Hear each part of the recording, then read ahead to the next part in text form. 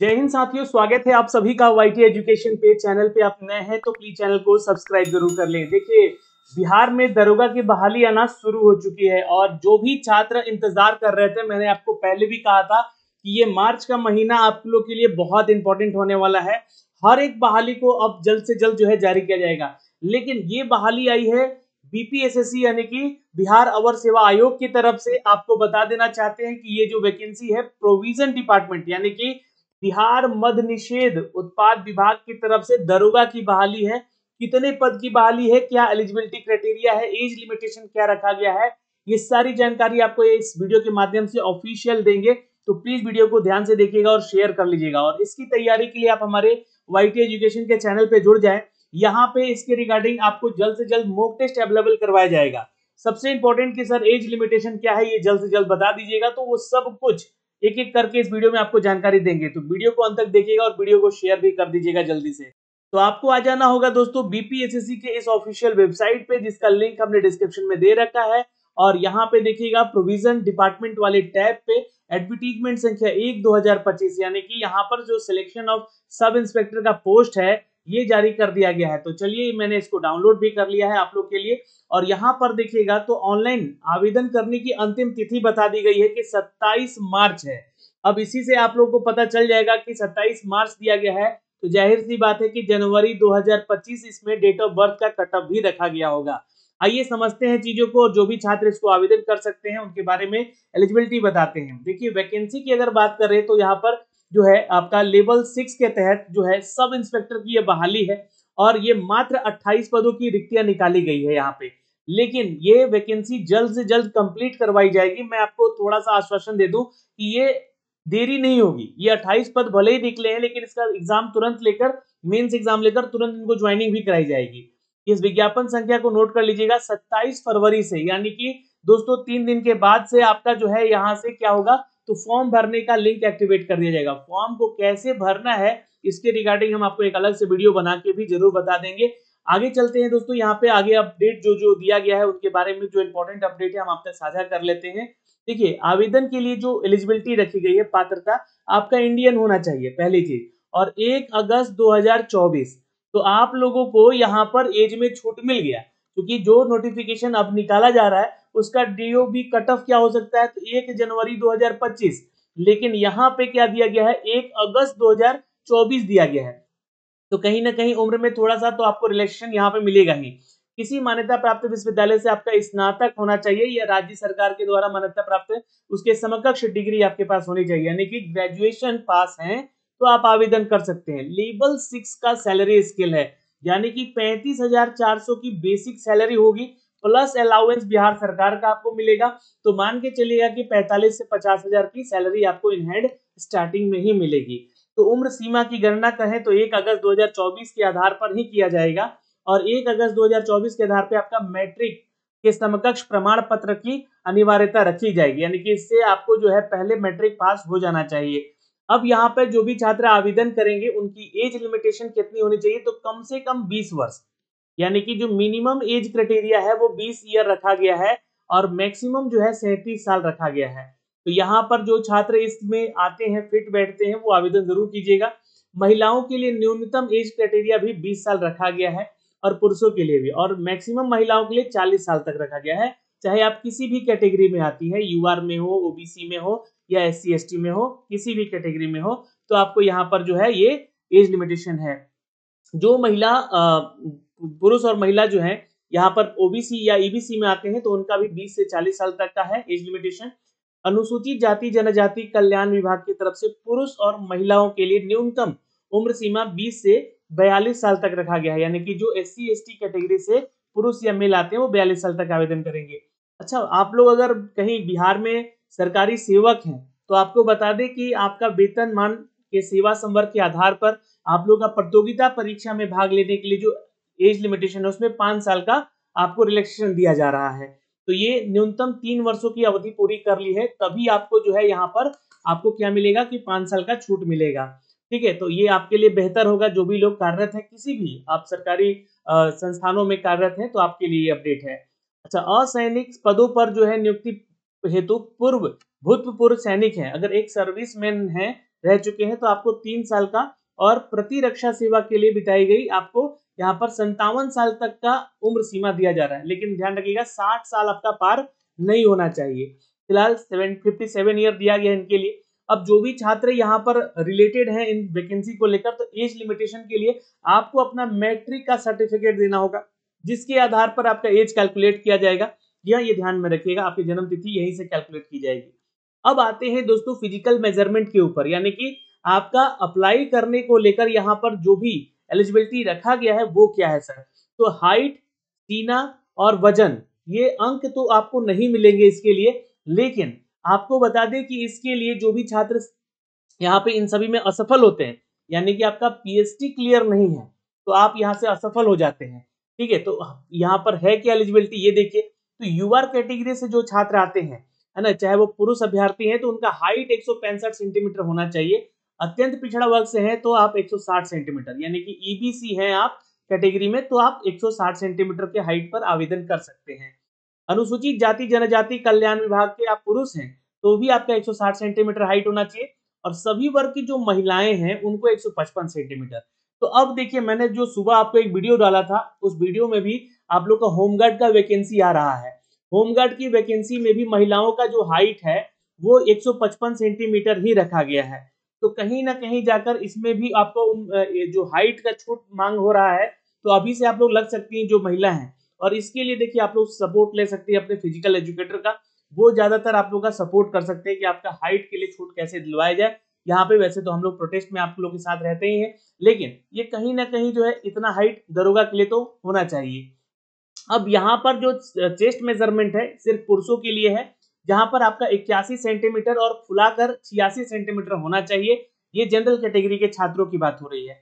लेकिन जो छात्र SC ST कैटेगरी में आते हैं उनको यहाँ पर जो है 79 सेंटीमीटर और फुलाकर 84 सेंटीमीटर का जो आपका जो है चेस्ट मेजरमेंट होना चाहिए।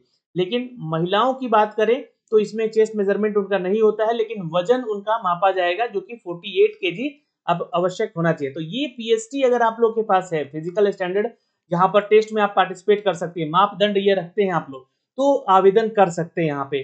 अब नियुक्ति की प्रक्रिया यानी कि सिलेक्शन प्रोसीजर पे बात करते हैं, तो प्रथम फेज इसका लिखित परीक्षा का होगा। जी हाँ, आपको बता दें कि आवेदन पत्रों के संग्रह के आवेदन पत्रों की समीक्षा की जाएगी।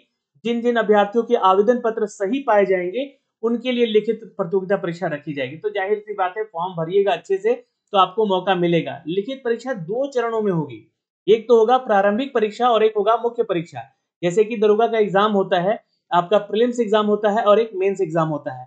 मेंस एग्जाम में 2 पार्ट में एग्जाम होता है, एक हिंदी का पेपर होता है जो कि क्वालिफाइंग होता है, और एक आपका जीएस का पेपर होता है, यानी कि जो उसमें जीके जीएस करंट अफेयर वगैरह सब कुछ पूछे जाते हैं। और यहाँ पे आपका जो है मैथ हो सकता है 5-10 नंबर का, और यहाँ पे आपका जीके जीएस प्रायोरिटी उसको दी जाती है, करंट अफेयर को प्रायोरिटी दिया जाता है। तो ये आपका है यहाँ पर, ये सभी प्रश्न आपके बहुवैकल्पिक होंगे, यानी कि मेंस में भी आपका यहाँ पे ऑब्जेक्टिव ही क्वेश्चन पूछे जाएंगे। प्रथम चरण की बात करें तो 200 अंकों का ये पेपर होता है, जहाँ पे 100 क्वेश्चन रहते हैं और ये 2 घंटे का आपको टाइम दिया जाता है। 30% अंक लाना जरूरी है मुख्य परीक्षा के लिए, असफल हो जाएंगे नहीं तो। अब ये 30% लाकर ही आप क्वालिफाइंग नहीं हो जाते हैं, आपको यहाँ पे कट ऑफ भी पार करना होता है, क्योंकि ये तो क्वालिफाइंग के बारे में बताया जाता है यहाँ पे नोटिफिकेशन में। तो अब बता दें कि प्रारंभिक परीक्षा में प्राप्तांक अंकों के आधार पर रिक्तियों के 20 गुना सफल उम्मीदवार को चयन किया जाएगा। टोटल वैकेंसी कितनी है? 28। 28 का 20 गुना कितना छात्र सिलेक्ट होगा यहाँ पर मेंस के लिए? जी हाँ, 28 गुना 56। तो यहाँ पर देखिएगा तो 560 कैंडिडेट को मेंस के लिए बुलाया जाएगा। अब यहाँ पर 560 लोगों का तो यहाँ पर एग्जाम लेना बहुत ही इजी हो जाता है मेंस का, है ना। तो ये जो है आपका भीड़ बढ़ेगा तो सिर्फ प्रीलिम्स में, और बहुत सारे छात्र इसको छोड़ भी देंगे। लेकिन जो छात्र बिहार दरोगा की तैयारी करते हैं, मैं उनको ये कहना चाहूंगा कि आप लोग जो है अपनी तैयारी को बेहतर बनाइए और इसमें भी पास होने का सोचिए, क्योंकि ये जो है एक प्रैक्टिस है आपके दरोगा का परीक्षा आने वाला है उसके लिए लेकर, है ना। तो यहाँ से प्रैक्टिस आप शुरू कर दीजिएगा, और जो मॉक टेस्ट होंगे हम आपको अवेलेबल करवाएंगे दोस्तों अपने इसी चैनल वाईटी एजुकेशन पे। तो आप लोग वाईटी एजुकेशन के चैनल को भी सब्सक्राइब कर लीजिए। बिहार दरोगा की स्ट्रेटजी के साथ साथ आपको मॉक टेस्ट अवेलेबल करवाया जाएगा, बिल्कुल बिल्कुल फ्री में, जहां से आप लोग हमारे साथ जुड़ सकते हैं। बिल्कुल 200 अंकों का ये जो पेपर होगा, इसमें सामान्य हिंदी 2 घंटे का भी होगा, क्योंकि क्या है कि दूसरे चरण की मुख्य परीक्षा में अगर हम आते हैं तो यहाँ पे 2 पेपर होता है, जैसा कि मैंने अभी आपको बताया। यहाँ पे 100 क्वेश्चन होंगे हिंदी के भी, लेकिन जो 200 मार्क्स के होंगे वो, इसमें आपको 30% मार्क्स लेकर आना होगा, यानी कि 200 का 30% जोड़िएगा तो 60 नंबर कम से कम आपका आ जाना चाहिए यहाँ से, अन्यथा आपको अयोग्य घोषित हो जाएंगे यहीं से आप। फिर अगर दूसरा बात करें दूसरा पत्र का, जिसमें कि आपको जो है सामान्य अध्ययन, सामान्य विज्ञान, नागरिक शास्त्र, भारतीय इतिहास, भारत का भूगोल, गणित और मानसिक योग्यताओं यानी कि रीजनिंग से भी क्वेश्चन देखने को मिलेंगे, ये आपका रहेगा। दूसरा पत्र जो होगा भी 200 नंबर का 200 मार्क्स का होगा और यहाँ पे 100 क्वेश्चन इसमें पूछे जाएंगे। हर क्वेश्चन 2 नंबर का होता है दोस्तों, ये ध्यान रखिएगा।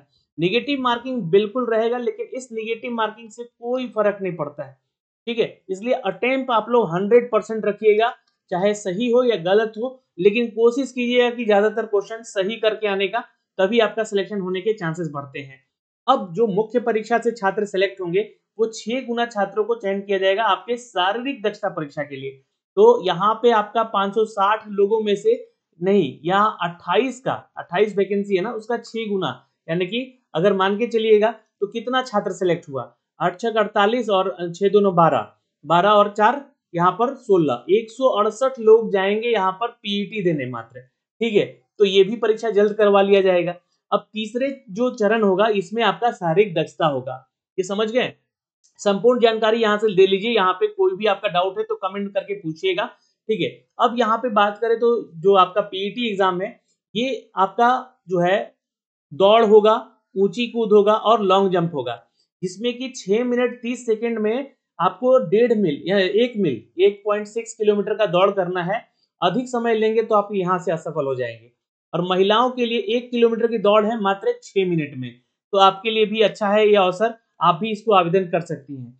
अब बात करें यहाँ पे ऊंची कूद का, तो सभी कोटि के पुरुषों के लिए 4 फीट जंप करना है, लेकिन आप 5 फीट जंप करेंगे तो आपको सीधे तौर पे यहाँ पे जो है क्वालिफाइंग माना जाएगा। तो 4 फीट आपको जंप कर लेना है, और महिलाओं के लिए 3 फीट रखा गया है। मिनिमम क्राइटेरिया बता रहा हूं मैं यहाँ से, ठीक है, जो कि आपको इतना पास करना है ऊंची जंप में। और यहाँ पे लॉन्ग जंप जो है, इसमें बोला जा रहा है कि आपको 12 फीट कम कूदने वाले पुरुष को असफल कर दिया जाएगा, लेकिन 12 फीट से ज्यादा जंप करेंगे तो आपको सेलेक्ट किया जाएगा। और महिलाओं के लिए यही 9 फीट रखा गया है कि एटलीस्ट इतना तो आपको जंप करना ही पड़ेगा, ठीक है। अब यहाँ पर चौथा जो चरण है इसका, ये है आपका गोला फेंक का। किसका है, तो गोला फेंक का। अब गोला फेंक में ना आपको 16 पाउंड का गोला फेंकना है पुरुषों को, और 16 फीट फेंकना है। अगर इससे कम फेंके तो आप असफल घोषित हो जाएंगे। महिलाओं के लिए यही 12 पाउंड का गोला 10 फीट फेंकना है, तो अगर 10 फीट तक फेंक देती हैं तो सफल है, नहीं तो फिर असफल घोषित कर दी जाएंगी। फिर यहाँ पर देखिएगा तो ये जो आपका पुरुषों के लिए 6 मिनट 30 सेकेंड और महिलाओं के लिए 6 मिनट जो दौड़ के पूरी करने वाले अभ्यर्थी हैं, उन्हीं को इसमें आने का मौका मिलेगा इस प्रतिस्पर्धा में, जो कि फिजिकल मेजरमेंट में आपको यहाँ पर देखा जाएगा। अगर पूरा नहीं करने पर वहीं पे आपको असफल भी घोषित कर दिया जाएगा। तो इसमें मेन यहाँ पे क्या हो गया, तो रनिंग हो गया, है ना, फिजिकल एफिशिएंसी टेस्ट में। जी हाँ। अब यहाँ पे आपको सारे जितने भी बाकी हैं, जैसे कि आपका ऊंची कूद हो गया, लॉन्ग जंप हो गया, हाई जंप हो गया, इस सब में अगर आप क्वालिफाई कर जाते हैं, गोला फेंक हो गया, तो आपको यहाँ पे मेरिट लिस्ट आपका फिर तैयार किया जाएगा। इसी के आधार पर ये आपका मेधा सूची तैयार किया जाएगा, शैक्षणिक योग्यता देखा जाएगा, एज लिमिटेशन देखा जाएगा। और रिक्तियों की बात कर ले तो ये कैटेगरी वाइज रिक्तियों की संख्या है, लेकिन यहाँ पर देखिएगा तो अब यहाँ पर जो अनुसूचित जाति है, इसमें कोई सीट नहीं दिया गया है, ठीक है। तो ऐसा नहीं है कि वो फाइट नहीं कर सकते, वो जनरल में फाइट करेंगे, सीधी सी बात है। 12 सीट है यहाँ पर, और ये ऑल इंडिया वैकेंसी है, हर एक राज्य के छात्र इसको आवेदन कर सकते हैं। 28 टोटल सीट है जिसके लिए आप छात्र इसको आवेदन करेंगे, ठीक है। अब यहाँ पे आरक्षण की बात हो रही है, तो मैं आपको पहले ही कह रहा था कि देखिए 27 आपका फरवरी, ठीक है, से फॉर्म भरा जाएगा। तो 27 फरवरी से पहले का जो भी छात्र जिस कैटेगरी में आते हैं, जैसे कि कोई छात्र बीसी कैटेगरी में है, तो आप बीसी 1 में है या बीसी 2 में है, तो आपको यहाँ पर एनसीएल सर्टिफिकेट बनवाना होगा, पहली चीज। और इससे पहले का ही आपका जो है रेसिडेंशियल सर्टिफिकेट होना चाहिए, और आपका जो है यहाँ पर इनकम सर्टिफिकेट के आधार पर ये एनसीएल बनता है, तो इनकम सर्टिफिकेट भी इससे पहले का ही होना चाहिए। तो ये वित्तीय वर्ष जो आपका 2024 वाला है, उसके रिगार्डिंग आपको ये सब कुछ बनवाना है। और महिलाओं के लिए भी यहाँ पर आपको बता दें कि जो भी बिहार की महिला है, उन्हीं को यहाँ पर आरक्षण का लाभ मिलेगा, ये आपको ध्यान में रखना चाहिए, ठीक है। बाकी जो है आरक्षण के ऊपर हम लोग बाद में भी बात करेंगे, लेकिन जो कट ऑफ तिथि रखी गई है वो 1 अगस्त 2024 है। तो ये ध्यान में रखिएगा, आपका शैक्षणिक योग्यता, अर्हता, अनुभव, बिहार सरकार के सरकारी सेवक हैं तो उनका प्रमाण पत्र, या भूतपूर्व सैनिक है, वो सब कुछ 1 अगस्त 2024 के तिथि के आधार पे ही आपका देखा जाएगा कि आप एलिजिबिलिटी रखते हैं या नहीं रखते हैं। ठीक है, तो ये तो हो गया यहाँ पर जानकारी। नियुक्ति का प्राधिकार जो है 2017 के नियमावली के तहत ही आपका रखा गया है। ये अवर निरीक्षक जो है मद्य निषेध विभाग की तरफ से निकाला गया है। फिर आपका उसके बाद एक मेडिकल जांच होगा जिसमें आपको क्वालिफाई करना होगा, और यहाँ पे ऑनलाइन की प्रक्रिया कुछ इस तरह से है। यहाँ पे फॉर्म भरने का प्रोसेस बताया गया है, कैसे-कैसे फॉर्म को भरना है, और इसके लिए जो फीस सबमिट करना है, ठीक है, मैं तो फॉर्म भर के भी बता दूंगा आपको। इसके लिए जो फीस सबमिट करना है वो कुछ यहाँ पे इस तरह से है, आपको नीचे आइएगा तो पढ़िएगा। ये पूरा प्रोसेस बताया गया है कि आपके पास फॉर्म भरते समय क्या-क्या चीजें होनी चाहिए। तो ये जानकारी आपको यहाँ पे दी गई है। आप लोग देख सकते हैं 700 रुपए फीस लग रहा है, और जो भी महिला अभ्यर्थी उनको 400 रुपए लग रहा है। ठीक है, तो अन्य राज्य से हैं तो 700 रुपए देंगे, और महिला है बिहार की हैं तो आपको यहाँ पे 400 देना है। SC ST हैं, महिला वर्ग के हैं तो आपको देना है, SC ST कैटेगरी से हैं तो आपको 400 देना है। बाकी OBC EBC और यूआर कैटेगरी में है तो 700 देना है। ये फीस चार्ज है। तो फॉर्म कैसे भरना है वो 27 तारीख को हम डिस्कस करेंगे, लेकिन अब तैयारी में लग जाइए, हमारे साथ जुड़ जाइए हमारे YT एजुकेशन पे। आपको यहाँ पर मॉक टेस्ट वगैरह भी अवेलेबल कराया जाएगा इन सब के रिगार्डिंग। तो दोस्तों, अभी के लिए इस वीडियो में इतना ही, फिर मिलेंगे एक नए अपडेट के साथ। जय हिंद, जय बिहार।